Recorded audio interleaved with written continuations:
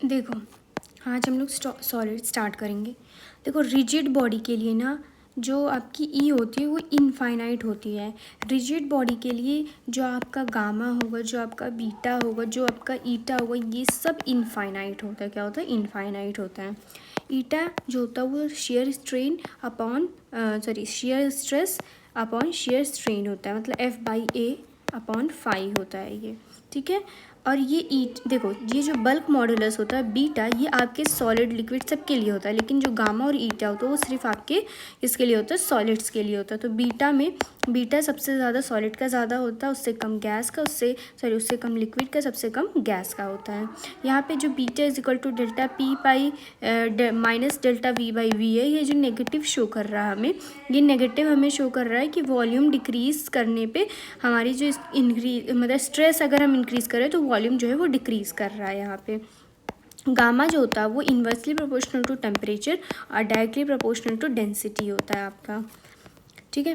और यहाँ पे देखो जैसे मान लो इधर फोर्स F2 लग रहा है, इधर फोर्स F1 लग रहा है, तो हम लोग डेल्टा एल जो लिखेंगे वो F1 + F2 divided by 2L/A gamma लिखेंगे यहाँ पे। ठीक है।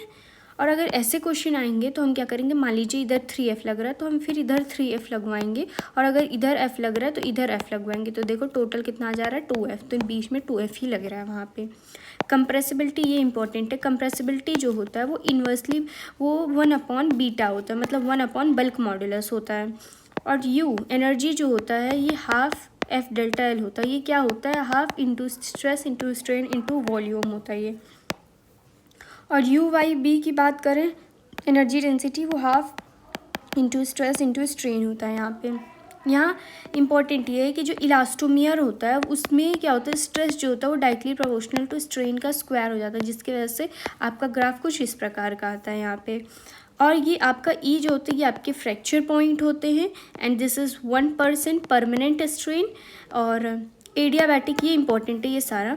जो बीटा होता है, beta is equal to gamma P, आपके ये एडियाबैटिक के लिए होते हैं। वहीं आइसोथर्मल के लिए क्या होता है, beta is equal to P होता है। और आइसोक्योरिक के लिए बीटा इनफाइनाइट होता है, और आइसोबेरिक में पी 0 होता है, इसलिए बीटा इज इक्वल टू 0 होता है। और यहाँ आइसोट्रॉपिक कोई आएगा तो beta is equal to XP कर देंगे यहाँ पे। ठीक है। 1 न्यूटन 10⁵ डाइन होता है यहाँ पे। सीरीज़ में जो गामा इक्विवेलेंट निकालते हैं हम लोग, उसमें L1 + L2 डिवाइडेड बाई L1/गामा 1 और L2 अपॉन गामा 2 करते हैं। वहीं पैरेलल के लिए gamma equivalent A1 gamma 1 + A2 gamma 2 upon A1 + A2 हो जाता है यहाँ पे। तो इसी वजह से जब इसको हम पूरा मतलब मान लो सेम है तो A1 तो ये गामा 1 + गामा 2 डिवाइडेड बाई 2 आता है यहाँ पे पैरेलल में। और वहीं पे सीरीज़ में 2 gamma 1 gamma 2 upon gamma 1 + gamma 2 आता है। रॉड में ये U इज इक्वल टू 1/6 होता है। क्या होता है? 1/6 स्ट्रेस का स्क्वायर अपॉन गामा होता है। यहाँ देखो जब वो पानी में नहीं रखा था तो सिर्फ mg = KLA था।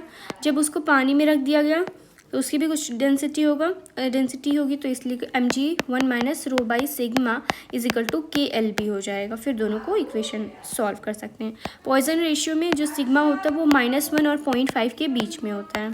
ठीक है। और सिग्मा जो होता है वो -ΔR/R अपॉन ΔL/L होता है यहाँ पे। ये तो बता ही दिया। उसके बाद ये आपका ई जो होता है ये आपका फ्रैक्चर पॉइंट होता है, एंड ये जो CD होता है ये आपके प्लास्टिक रीजन होते हैं। वहीं पे ये जो B आपको दिख रहा है ये यील्ड पॉइंट होता है, और ये A जो होता है ये आपके प्रोपोर्शनल लिमिट होते हैं। देखो जब भी रॉड आएगा ना तो आप उसका जो लेंथ लोगे वो सेंटर ऑफ मास वाला लेना है, मतलब L/2 लेना है वहाँ पे। ठीक है। ये देखो नॉर्मल स्ट्रेस, ये ईजी है सारा। क्या नाम है यहाँ पे कैसे है, देखो इधर आपका नॉर्मल स्ट्रेस पूछा है तो इधर F लग रहा है आपका, हमें ये वाला F चाहिए, मतलब ये वाला ही F चाहिए। और हम एरिया क्या लेंगे, जाहिर सी बात है हम एरिया क्या लेंगे, ये वाला एरिया लेंगे। ठीक है।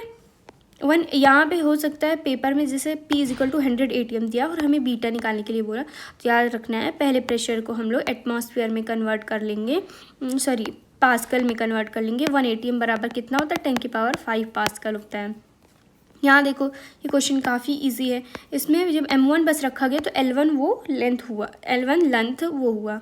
तो यहाँ पे क्या होगा कि L1 माइनस L, यहाँ पे M1 G और ये इनिशियल वाला लेंथ मतलब L अपॉन A गामा। और जब दोनों को रख दिया गया तो L2 by L2 minus L1 और जो इनिशियल वाला लेंथ था वो और अब A गामा हो जाएगा। ठीक है। और अगर ऐसे क्वेश्चन आएंगे तो हम लोग जैसे हमने वहाँ पे बताया फॉर्मूला, तो यहाँ पे डेल्टा एल क्या आ जाएगा, F minus 0/2 L upon AX हो जाएगा, मतलब F/2 हो जाएगा।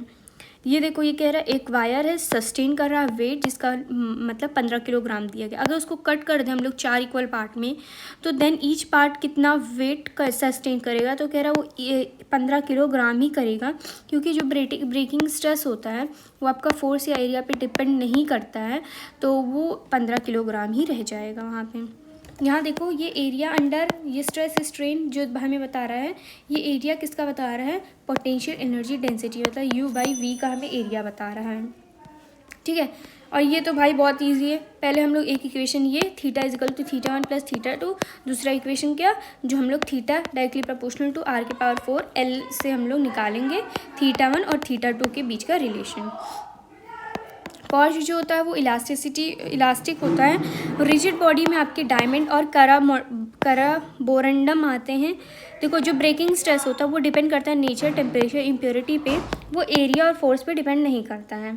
और जो ये फाई होता है वो क्या होता है, R θ/L होता है। क्या होता है, R θ/L होता है। यहाँ पे ये इंपॉर्टेंट है। ये जो फाई है आपका क्या है, एंगल ऑफ शेयर है, और जो थीटा ये आपका एंगल ऑफ ट्विस्ट है। ठीक है। और इन्वर्स स्टिल जो होता है ये वैरी नहीं करता है टेम्परेचर से, इन्वर्स स्टिल नहीं वैरी करता। ये देखो इंटर एटॉमिक फोर्स कौन सी कुछ तो न्यू है यहाँ पे। तो ये जो K इजिकल टू क्या होता है, गामा R0 होता है। ये R क्या होता है, इंटर एटॉमिक डिस्टेंस होता है। K आपका इंटर एटॉमिक फोर्स कांस्टेंट होता है। कि वही बताए ना हम, कोई भी आइडियल अगर रिजिड बॉडी आएगा तो तीनों इलास्टिक जो होंगे वो इनफाइनाइट पे चले जाएंगे आपके। ये बहुत अच्छा है। थोड़ा मैंने इसको ईजी और सिंपल वे में समझाने की कोशिश की है। देखो टेंसाइल स्ट्रेस बोलेगा तो आपका क्या मतलब है इसका, टेंसाइल स्ट्रेस बोलेगा तो आपके नॉर्मल फोर्स चाहिए और एरिया चाहिए।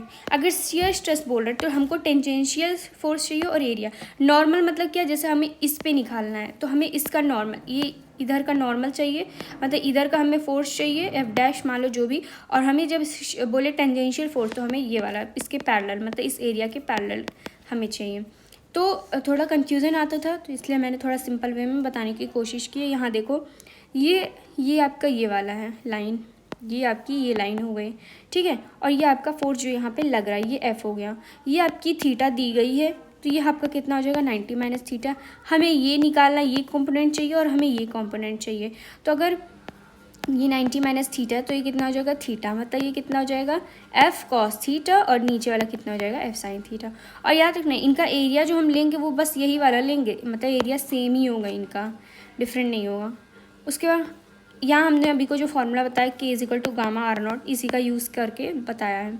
यहाँ देखो अगर मान लो कहीं अगर पेपर में ऐसे दे दिया और हमें वेलोसिटी निकाली रहेगी तो हम ये फॉर्मूला यूज़ करेंगे, U equal to half F delta L equal to half mv² use करेंगे। यहाँ ये इंपॉर्टेंट याद रखना है कि जब भी बोले रोब लिया गया है तो उसमें हम लोग सेंटर ऑफ मास लेंगे L/2 लेंगे वहाँ पे लेंथ। ठीक है, L/2 लेंगे। ठीक है। और डेंसिटी तो हम जानते हैं डायरेक्टली प्रोपोर्शनल टू गामा, मतलब गामा डायरेक्टली प्रोपोर्शनल टू वो होता है। ये देखो यहाँ पे कह रहा था 2 मीटर लॉन्ग रॉड है, रेडियस दिया गया था और हमें ट्विस्ट दिया गया है कि 2.8 रेडियन ट्विस्ट कर दिया गया, हमें शेयर स्ट्रेन पूछ रहा है। ठीक है, हमें सब चीज़ मालूम। तो फाई जो होगा वो R θ/L होगा। ये फाई आपके क्या होगा, स्ट्रेन होगा, शेयर स्ट्रेन होगा। तो R दिया गया है, L दिया गया है, थीटा दिया गया। हमारा आंसर रेडियन में आएगा, ये इंपॉर्टेंट है, रेडियन में आएगा। अगर मान लो वहाँ पूछता है कि डिग्री में कन्वर्ट कर, तो डिग्री में कन्वर्ट कर देना। ये देखो ये बहुत अच्छा क्वेश्चन है। यहाँ से हमें कंप्रेसिव स्ट्रेंथ दिया गया इतना, हम अगर F निकालेंगे, अगर हमारा F जो आएगा निकालेंगे ज़्यादा आएगा इस कंप्रेसिव स्ट्रेंथ, तो इसका मतलब वहाँ पे जो स्ट्रिंग होगी वो ब्रेक कर जाएगी आपकी।